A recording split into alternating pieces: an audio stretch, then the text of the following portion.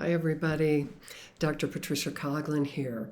I have been inspired to make this video by a recent segment on the podcast Hidden Brain with Shankar Vedantam. If you don't know about this podcast, I would recommend it very highly. This recent segment focused on the difficulty that human beings have in accepting and also offering negative feedback. And yet we know that the very best performers across the board, really in every profession, certainly including therapists, the super shrinks, tend to be very good at this. They accept and take in negative feedback. They acknowledge mistakes and failures so they can learn from them and course correct. So we're going to talk about why it's so difficult to take in this information and some of the things you can do to open yourself up to it. So I just wanted to start with a couple of really striking examples of how the very best have learned from mistakes and failure and negative feedback. So first, I'm going to talk about Abraham Lincoln. Arguably, certainly one of the greatest presidents we've ever had. Right? Did you know that he just failed repeatedly at his attempts to be elected into office? I mean, the guy couldn't be elected dog catcher. I mean, he ran repeatedly for the Congress and the Senate and lost over and over again. When he finally won, he didn't secure re-election, right? And yet he did not give up, and he learned, right, from these failures and mistakes so that he was able to be elected president and really became one of the very best in history. The other striking example is Michael Jordan, arguably the greatest basketball player that ever lived.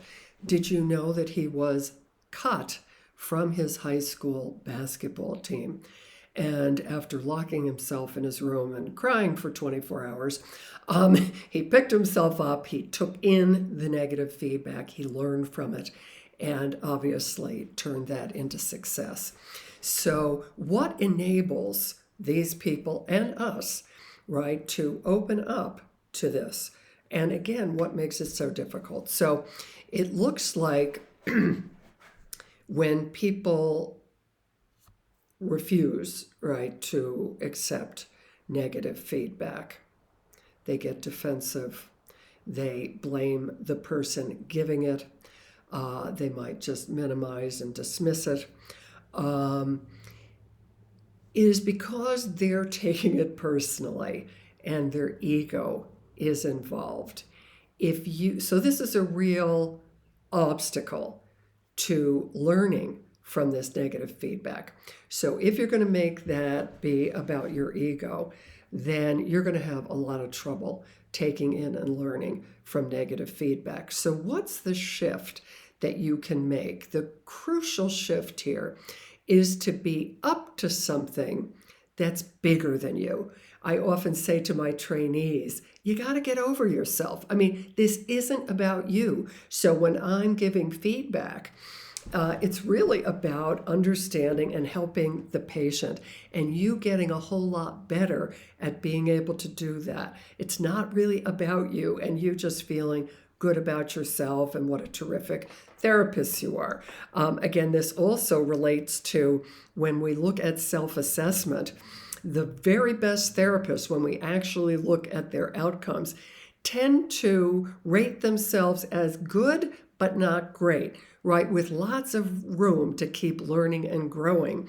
And of interest, the people who actually get the worst outcomes tend to rate themselves as being at the top. So we can see how these distortions in our self-image and not being able to accept, take in, and learn from negative feedback is really going to undermine our growth. So I hope this can help you to open yourself up to that, not to take it personally and just have a bruised ego, but really open up to and be committed to becoming the best therapist you can not just to feel great about yourself, right, but in order to help people more effectively and efficiently.